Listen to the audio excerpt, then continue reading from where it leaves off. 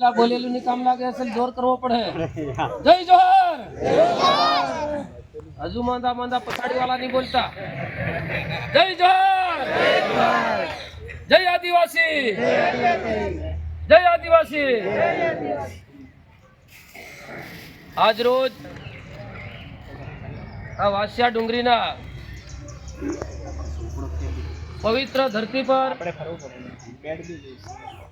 દેવ ડોડીમલ કુંવરના ચરણોની અંદર અને આપણા પૂર્વજ જે આપણા સમાજ માટે ખૂબ ખુમારીપૂર્વક અને સમાજને હાલમાં આપણે જે ભેગા થયા છે એવા આગળના વર્ષો પહેલાના સમયની અંદર પણ આપણા બાપ દાદાઓ ભેગા થતા હતા, લાહ કરતા હતા અને એવા જે આપણા પૂર્વજ રાણાપુજા ભીલ એમનું આ દેવ અને રાણાપુજા ભીલનું જે પવિત્ર સ્થાનક છે એવી પવિત્ર જગ્યા પર પવિત્ર ધરતી પર આજે આપણે એકત્રિત થયા છે ત્યારે આ ધાનપુર તાલુકાની ભીલ સમાજ પંચ વતીથી સૌ પ્રથમ તો આ આગલી હરોળમાં બેઠેલા જે મહેમાનો છે, વડીલો છે, આગેવાનો છે એમનું ભીલ સમાજ પંચથી હું દિલથી જોહાર સ્વાગત કરું છું. ત્યારબાદ આ ધાનપુર તાલુકાના ત્યારબાદ આજુબાજુના જે તાલુકામાંથી ગરબાડા તાલુકામાંથી આજુબાજુના ગામોમાંથી જે વડીલો આગેવાનો પધાર્યા છે, ખાસ કરીને ગરબાડા ટીમ ભાભોર સાહેબ, નીલ ભુરિયાજી, આપનું આ ધાનપુર તાલુકા ભીલ સમાજ વતીથી દિલથી જોહાર સ્વાગત કરું છું. ત્યારબાદ આ ઉપરની જે ધરતી કહેવાય, ઘાટા વિસ્તાર કહેવાય, અહીંના જે તમામ ગામોના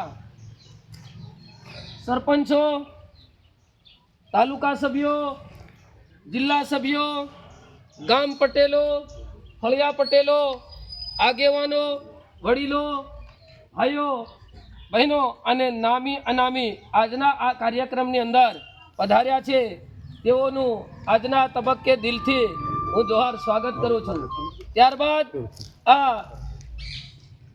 પત્રકાર મીડિયાના જે મિત્રો આવ્યા છે, જે આપણો સંદેશો દેશ દુનિયાની અંદર એ લાઈવ બતાવતા હોય છે ત્યારે એમનો પણ દિલથી આપણી ટીમ દ્વારા જોહાર સ્વાગત કરીએ છીએ.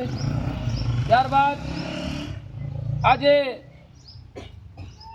અઠવાડિયાથી મથી અને આ કામની અંદર ખૂબ જ સહયોગ આપ્યો અને અમારા ગરબાડા મુકામે જે મિટિંગ થઈ, સંમેલન થયું અને ત્યાં બે સરપંચશ્રીઓ અમને મળી ગયા અને એમણે સામે ચાલીને અમને કીધું, અમે ગાંગરડી મુકામે મળ્યા, ચા પાણી પીધા અને એમણે કીધું કે આપણે કોઈ પણ રીતે એન કેન પ્રકારે આપણે પણ કાર્યક્રમ વહેલી તકે કરવો છે.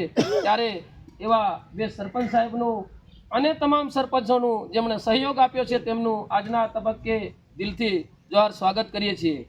ત્યારબાદ આ જે પૂરી ટીમ ધાનપુર તાલુકાની આ કાર્યક્રમની અંદર ઉપસ્થિત છે, મહેનત કરી રહી છે ત્યારે એમનું પણ સ્વાગત કરીએ છીએ. ધાનપુરમાંથી સતત રાત દિવસ સમાજનું ચિંતન કરતા અને અમને માર્ગદર્શન ગાઈડ કરતા એવા અમારા બામણિયા સાહેબ, પ્રદીપ બામણિયા સાહેબ પધાર્યા છે ત્યારે એમનું પણ આપણે દિલથી સ્વાગત કરીએ છીએ. હવે આગળના કાર્યક્રમની રૂપરેખા માટે હું મેળા સાહેબને આમંત્રિત કરીશ. માટે કરવો પડે, કેમ કરવો પડે આવો કાર્યક્રમ, એની પૂર્વ ભૂમિકા માટે હું આપણા કાર્યક્ષેત્ર આપણું ધાનપુરમાં છે અને જન્મભૂમિ ગરબાડામાં છે એવા અનિલ ભુરિયા સાહેબને વિનંતી કરું કે એનો પૂર્વ ભૂમિકા બાંધે. અનિલ ભુરિયા સાહેબ.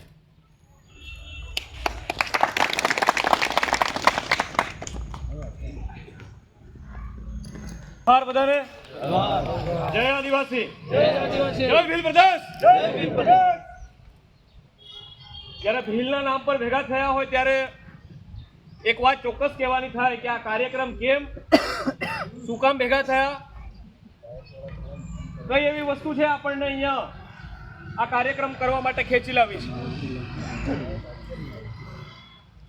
હમણાં જ ગુરુજીએ વાત કરી કે વર્ષોથી આપણા બાપ દાદાઓ આ જાજમ વ્યવસ્થાથી બેહી અને કોઈ પણ સમસ્યા, કોઈ પણ પ્રશ્ન કે કોઈ પણ વાદ વિવાદ કે કંઈ પણ કામ હતું તો એ જાજમથી બેસી અને નિર્ણય લેતા હતા.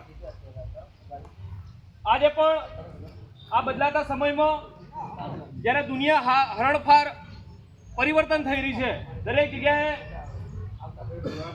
નવી નવી શોધખોળ થઈ રહી છે, નવા નવા પરિવર્તન આવી રહ્યા છે. દરેક સંપ્રદાયમાં, દરેક ધર્મમાં, દરેક જાતિમાં લોકો પોતાના રિવાજો, પોતાની પદ્ધતિઓ બદલી રહ્યા છે. અને એવી પરિસ્થિતિમાં આપણે પણ આપણા સમાજમાં કંઈક સુધારા લાવવાની જરૂર પડી રહી છે. એક નાનકડી વાત એવી છે કે આ દેશના મૂળ માલિક આપણે આદિવાસી છે એવું સુપ્રીમ કોર્ટ કહે છે. આ દેશની સૌથી મોટામાં મોટી કોર્ટ એમ કહે છે કે 5 જાન્યુઆરી 2011 સુપ્રીમ કોર્ટનો ચુકાદો એમ કહે છે કે આ દેશના મૂળ માલિકો આદિવાસીઓ છે. આ દેશ પર કહેલો હક આદિવાસીઓનો છે, આ માલિકો છે. તો એ માલિકો આજે મજૂર કેમ થઈ ગયેલા છે? આદિવાસીઓ માલિક હોવા છતાં પણ એમની પરિસ્થિતિ આજે કેટલી કપરી થઈ ગયેલી છે. આજે ધાનપુર હોય, વાસિયા ડુંગરી હોય, મંડોળ હોય, ગરબાડા હોય, ગાંગડી હોય, હજારોની સંખ્યામાં આપણા આદિવાસી ભાઈ બહેનો મજૂરી કરવા બહાર જઈ રહ્યા છે. એ તમને એક્સપ્રેસ બસો દેખવા મળશે, પણ આપણને મિની બસો જોવા નહીં મળે, સ્કૂલોની બસો નહીં જોવા મળે. કારણ કે આ વિસ્તાર મજૂરોનો વિસ્તાર થઈ ગયેલો છે.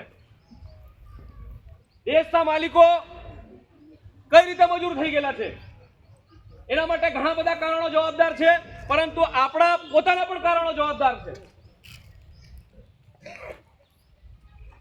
આપણી વ્યવસ્થા, આપણી પરંપરાઓ જ્યારે શરૂ થઈ ત્યારે સાહેબે લાહ લેવાની વાત કરી કે કોઈનું ઘર સળગી ગયું હોય, કુંડું સળગી ગયું હોય, કોઈના થાપડા નળિયા ચડાવવાના હોય કે કોઈના લાકડા ચડાવવાના, તો લાહ લેતા હતા, કોઈની વારે જતા હતા. અને એ સ્વરૂપમાં આપણા રિવાજો પ્રાકૃતિક રીતે, કુદરતી રીતે બંધાયા હતા કે ભાઈ કોઈના ઘરે પ્રસંગ છે તો એને 2-5 રૂપિયા આપ્યા અને એનો કાર્યક્રમ પતી જાય. સેવાના સ્વરૂપમાં, મદદના સ્વરૂપમાં ચાંદલા વિધિ આપણે ઊભી કરી હતી. અને આજે 5,000, 10,000, 15,000 ચાંદલા મેલી અને આપણે આપણા સમાજને નર્ક જેવી પરિસ્થિતિમાં મૂકી દીધો છે. એવા ને એવા ઘરેણાની વાત કરીએ, અત્યારે 3-3, 4-4 લાખ રૂપિયા ચાંદીના, સોનાના વધી ગયેલા છે. અને એ ઘરેણા લીધેલા આપણી જોડે રહેતા જ નથી. 1 વર્ષની અંદર આપણે કાં તો ગીરવી મૂકી દઈએ, કાં તો એને ડોકાડી દઈએ, કાં તો વેચી દઈએ છીએ. કારણ કે દેવું કરીને લીધેલું ઘરેણું ક્યારે ઘરમાં ટકતું નથી. આ સૌથી મોટા ખર્ચા, એક તો ઘરેણા, ચાંદલા વિધિ અને દહેજ. આપણે જેમને માં કહીએ છીએ, એ સ્ત્રીએ આપણને જન્મ આપ્યો, એને દૂધ પીવડાવ્યું, મોટા કર્યા, પાલન પોષણ કર્યું, એ સ્ત્રીનો આપણે મોલ કરી રહ્યા છીએ. આપણો કોઈ હક અધિકાર નથી બનતો. એ જન્મ આપવા વાળી સ્ત્રીને આપણે દહેજના નામે એને દેવામાં ડૂબાડીએ છીએ. આ દુનિયા, આ પ્રકૃતિમાં કોઈ આપણને અધિકાર નથી આપ્યો આપણી જનતાનો ભાવ નક્કી કરવાનો. આપણને ખરેખર શરમ આવી જોઈએ. ગુજરાતમાં 1 કરોડ આદિવાસી છે, 6,000 કરોડ, 6 કરોડ ગુજરાતીઓ છે, એમાં 1 કરોડ આદિવાસી છે. 1 કરોડ આદિવાસીમાં 29 પ્રકારના આદિવાસી રહે છે. 29 પ્રકારના. વસાવા, ગામી, ચૌધરી, કોકણી, ડુંગરી, ગરાસિયા, ભીલ, પટેલિયા, હળપતિ, આવા 29 પ્રકારના આદિવાસીઓ છે. આ 29 પ્રકારના આદિવાસીઓ ઉમરગામથી અંબાજી સુધી ક્યાંય દહેજ નથી લેતા દીકરીઓના. ખાલી ભીલભાઈ દીકરીઓના મોલ કરી રહ્યા છે. અને એના પાપના લીધે આપણે આખો ભીલ સમાજ મજૂરી કરી લો. આપણે સ્વીકારવું પડશે. આપણો પડોશી ભાઈ, પટેલિયા સમુદાય આપણો પડોશી ભાઈ છે. એમના દીકરા દીકરીઓના લગ્ન 100 રૂપિયામાં થઈ જાય છે, 2-3 નંગ દાગીનામાં થઈ જાય છે, 200, 300, 400 રૂપિયાના ચાંદલામાં થઈ જાય છે. તો આપણા આદિવાસી ભીલભાઈને ક્યાં નડે છે? નડે છે ફક્ત ડોફાઈ કરવામાં, નડે છે ફક્ત મોટાઈ કરવામાં. ડોફાઈ અને મોટાઈ આ બે શબ્દ, અને ત્રીજો છે દેખાડો કરવો. બીજાનું મહેલ જોઈ લેવાનું અને આપણી ઝૂંપડી બાળ દેવાની, એવું કરીને ઘી પી લેવાનું આપણા ખૂનમાં ઉતરી ગયેલું છે. આ નહીં બદલે ત્યાં સુધી આપણો સમાજ ક્યારે ઉપર નહીં આવે, લખી રાખજો. 20 વર્ષનો દીકરો હોય, 20 વર્ષની દીકરી હોય, એ લગ્ન કરે એના પહેલા એના માથા પર કોઈ પ્રકારનું દેવું નથી હોતું. જેવું એને આપણે લગ્ન કરાવીએ એવું 10, 15, 20 લાખ રૂપિયાનું આપણે દેવું કરી આપીએ છીએ. એનો મતલબ શું થયો? એક વડીલ તરીકે, એક આગેવાન તરીકે, એક સરપંચ, એક તળવી પટેલ તરીકે આપણી જવાબદારી બને છે કે બાળકોને દેવામાંથી કાઢીએ. એક સારો સરપંચ કોને કહેવાય? એક સારો તાલુકા સભ્ય કોને કહેવાય? જિલ્લા સભ્ય કોને કહેવાય? કોને કહેવાય? ધારાસભ્ય જે પોતાના સમાજને દિશા નિર્દેશ કરે, પોતાના સમાજને એમ કહે કે આપણે આ કરવાનું છે. જ્યારે હાલ ફિલહાલમાં આખા ગુજરાત, આખી દુનિયા, આખા ભારતમાં પોતાના રિવાજોમાં, પોતાની વ્યવસ્થાઓમાં, પોતાના ધર્મ જાતિઓમાં પરિવર્તન લાવતા હોય તો આપણને શું નડી રહ્યું છે? ગેનીબેન ઠાકોર હોય, કુંવરજી બાવળિયા હોય, અલ્પેશ ઠાકોર હોય, એ ઠાકોર સમાજ હોય, પાટીદાર સમાજ હોય કે આપણો પડોશી ભાઈ પટેલિયા સમુદાય હોય, આ લોકો પોતે બંધારણમાં સુધારા કરતા હોય, લગ્નના, મરણના, જન્મના રિવાજોમાં અતિશયોક્તિ થઈ ગયેલી છે, એને અંદર સુધારા લાવતા હોય તો આપણે કેમ નહીં? આપણને શું નડે છે? પેઢી દર પેઢી આપણા બાળકો મજૂરી કરી રહ્યા, કાળી મજૂરી કરી રહ્યા. આપણી મા બેન દીકરીઓ ઠંડીમાં, વરસાદમાં, તડકામાં રઝળતી રીતે કામ કરી રહી છે અને એના બાળકો પણ મજૂર થઈ રહ્યા છે. આપણે સમજવું પડશે, સ્વીકારવું પડશે. આપણે જીવન જીવી લીધું છે, આપણા બાળકોનું જીવન આપણે નક્કી કરવાનું છે. પેલા લઈ રહ્યા એટલે અમે લઈ લઈએ, એવું લીધું એટલે અમારે લેવાનું. આવી ડોફાઈમાં, મોટાઈમાં અને દેખાડામાં આખા ભવિષ્યનું, આખા સમાજનું અંધારામાં આપણે નાખી રહ્યા છીએ. આપણી દીકરી, આપણો દીકરો છે, આપણે દીકરી પણ પરણાવવાની છે, દીકરો પણ પરણાવવાનો છે. દહેજ આપવાનું પણ થશે, દહેજ લેવાનું પણ થશે. તો ના લઈએ તો શું વાંધો? ક્યાં કોઈ મરી જાય છે? ક્યાં કોઈ મરી જાય છે? આ દેશના મૂળ માલિક હોવાના નાતે આપણે તો આ આખા દેશમાં ટોપ પર હોવા જોઈએ, ટોપ પર.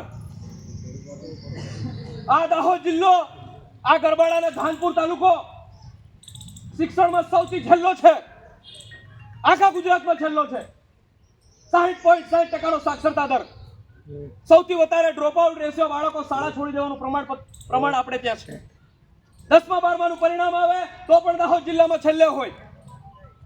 સૌથી વધારે મજૂરો આ દાહોદમાં છે, સૌથી વધારે ગરીબી પણ આ દાહોદમાં છે. સૌથી વધારે કુપોષિત ભારતમાં બીજા નંબરનો જિલ્લો આપણો છે, બીજા નંબરનો. આ અનેક પ્રકારની સમસ્યાઓથી આપણે ઘેરાયેલા છીએ. એક દીકરા દીકરીને 15-20 લાખ રૂપિયાનું દેવું કરી અને આખી જિંદગી આપણે એને નર્ક જેમ બનાવી દઈએ છીએ. એના માટે આપણે જવાબદાર છીએ. આપણે તો જીવન જીવી લીધું છે. આપણે આવનારા પેઢી માટે, આપણા સમાજ માટે, આવનાર ભવિષ્ય માટે સુધારા કરવાના છે. ગરવાડા વાળા કરે કે નહીં કરે, ધાનપુર વાળા કરે તો શું વાંધો? પાટીદાર સમાજમાં તમે મધ્ય ગુજરાત ચરોતર વિસ્તારમાં જઈને જુઓ, 51 ગામ, 52 ગામ, 22 ગામના સમૂહ બનાવ્યા છે એમણે. કે અમારા 52 ગામમાં એક જ નિયમ લાગુ રહેશે, એ બીજા કરે કે નહીં કરે, અમે અમારા વિસ્તારમાં અમે આ જ નિયમ લાગુ કરીશું. તો ધાનપુર તાલુકો હોય, ગરવાડા તાલુકો હોય, જ્યારે સમાજ અને લોકો જાગૃત થાય તો તાલુકા માટે પણ નિયમ બનાવી શકે. કેમ નહીં બનાવી શકે? દરેક પ્રકારની સમસ્યાઓથી પીડાઈ રહ્યા છે અને સમસ્યાઓના સમાધાન માટે આપણે આપણા વિસ્તારમાં સુધારા વધારા લાવવા પડશે. એમાં સરપંચ હોય, તાલુકા સભ્ય હોય, જિલ્લા સભ્ય હોય, ધારાસભ્ય હોય, સાંસદ હોય કે મંત્રી હોય કે તળવી પટેલ હોય, પૂજારા હોય, એ બધાએ પોતાની જવાબદારી સ્વીકારવી પડશે. એક યુવાન હોવાના નાતે આ ગરબાડા ધાનપુરની ધરતીનું ખૂન અને આ માટીનું બીજ હોવાના નાતે હું એક વાત હંમેશા યાદ દેવડાવવા માંગુ છું કે અમે આવનારી પેઢી, અમે યુવાનો તમારા તરફ આશાની કિરણથી જોઈ રહ્યા છીએ કે વડીલો, લગ્ન નક્કી કરવાના હોય, સુધારા વધારા કરવાના હોય તો જવાબદારી અને સત્તા તમારી જોડે છે. અહીંયા પાળિયા નાખે છે અહીંયા દેવ બિહાડ્યા છે. પાળિયા માય કાંગલાવાલા ની બેહે. રાણા પૂંજા ભીલ આ દેશ માટે બલિદાન આપ્યું એટલે ના પાળિયા નખાય છે. આપણે પણ સુધારા કરવા પડશે સમાજ માટે. તે દિવસે ગામમાં આપણા નામના પાળિયા નખાશે, એમના નહીં નખાય. ભાષણની વાત નથી, દિલમાં દુખે છે એટલા માટે આ વ્યથા વ્યક્ત કરીએ છીએ. રાજસ્થાન, મધ્યપ્રદેશ, ગુજરાત અને મહારાષ્ટ્ર જેવા વિસ્તારોમાં નાની ઉંમરમાં હું ફરી ચૂક્યો છું. ગુજરાતના ઉમરગામથી અંબાજી સુધીના બધા આદિવાસી વિસ્તાર 14 જિલ્લાઓ અમે ફરી ચૂક્યા છે. અને એમાં સૌથી કપરી પરિસ્થિતિ આપણી છે, સૌથી કપરી પરિસ્થિતિ. આ દહેજ, આ ઘરેણા અને આ ચાંદલાવિધિ, તોફા અને મોટા અને દેખાડામાં આપણે ઉતરી ગયેલા છીએ. એમાંથી બહાર નહીં નીકળે ત્યાં સુધી આપણું કંઈ થવાનું નથી. લગ્નનું બંધારણ છે, સાહેબ સંભળાવશે, વડીલો સંભળાવશે, પણ આપણે આપણી આત્માની જગાડે ત્યાં સુધી આપણું કંઈ થવાનું નથી. ઘણી બધી વાતો કરવાની હોય પણ સમયની મારામારીના કારણે મારી વાત નહીં વિરામ આપું છું. તમારો ભાઈ, તમારો દીકરા તરીકે યાચના એટલી કરીએ છીએ કે સમાજને, ભવિષ્યને જોઈને તળવી સરપંચ, પૂજારાઓ આ વસ્તુને લાગુ કરે એવી આશા રાખીએ છીએ. અહીંયા મને સમય આપ્યો, 2 મિનિટ બોલવા માટેનો સન્માન કર્યું એ બદલ આપ સર્વેનો ખૂબ ખૂબ આભાર માનું છું. જય જોહાર, જય આદિવાસી, જય ભીલ પ્રદેશ.